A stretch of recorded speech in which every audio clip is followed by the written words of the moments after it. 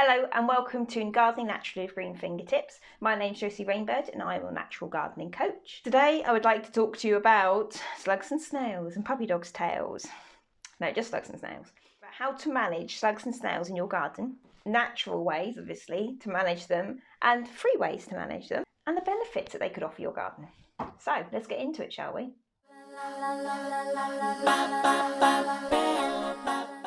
So slugs and snails can cause a lot of damage to your garden.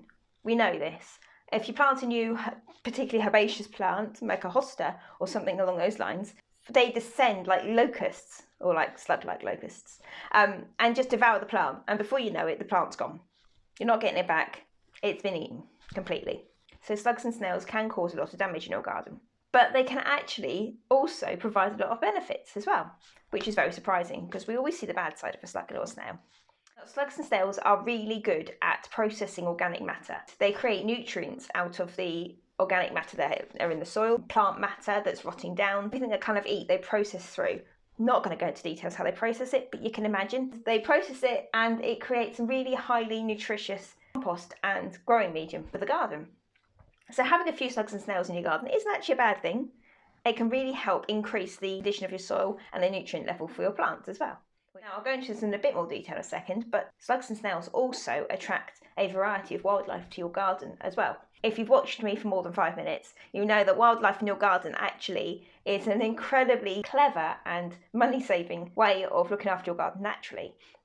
They are good pest control, process the organic matter to create food for your plants. There's all sorts of good benefits to having a good population of various different wildlife using your garden as their home, and slugs and snails feed them. So yes, so there is a benefit to having slugs and snails in your garden.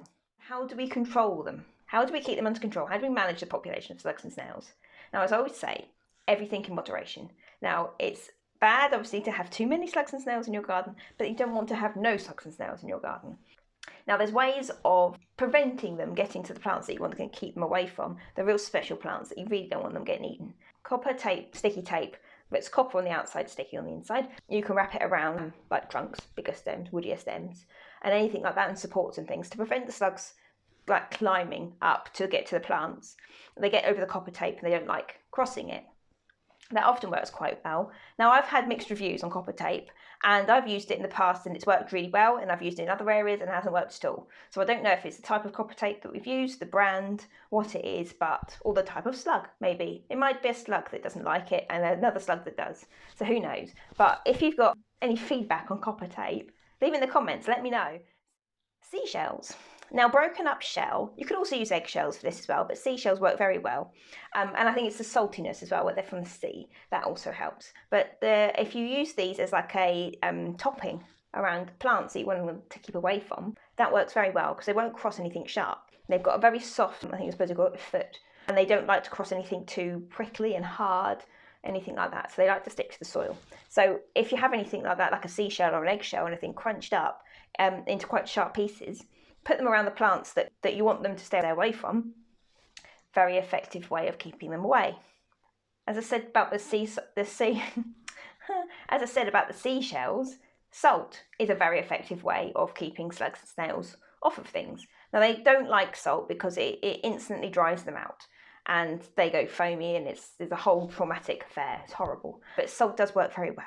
If you run a line of salt, if you've got a problem with them coming in the house, line of salt in the doorway, that often will keep the slugs out of your house if you have a problem like that. If you live in a particularly damp area, that can be a problem. Salt works really well. But one thing I will say about salt is don't put too much of it on your garden because it will affect the pH and that will affect your plants. So you've got to be very careful. It's the same with seashells. If they haven't been rinsed well and they still have quite a lot of salt on them, or even salt water on them, as they get processed into the soil, which will over time happen when it rains and when creatures run over them, things like that, they get pushed into the ground. The salt will come out, and that will also then affect the plants. It will affect the pH of the soil, and then it will affect the plants. So that can be a negative side to that as well. But salt is very effective, used in moderation. If you like this video, give us a thumbs up. And if you want to see more videos like this, click the subscribe button. See my videos as they come out each week. Birds. Now, we touched on this a minute ago. Wildlife eat slugs and snails, so a really effective and free way and natural way of managing the population of slugs and snails in your garden is by increasing the population of birds in your garden. Now, by attracting the birds in, if you've already feeding the birds and you're already attracting them into your garden anyway, you've got a good population going on. It might just be you've got the wrong sort of birds eating things from your garden. Most birds will eat slugs and snails.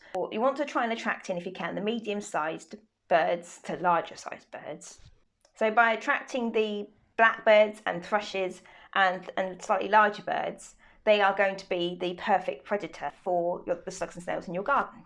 So if you want to see more ways to support the wildlife and the birds that live in your garden, click this video right here, and I will see you next time. See you later.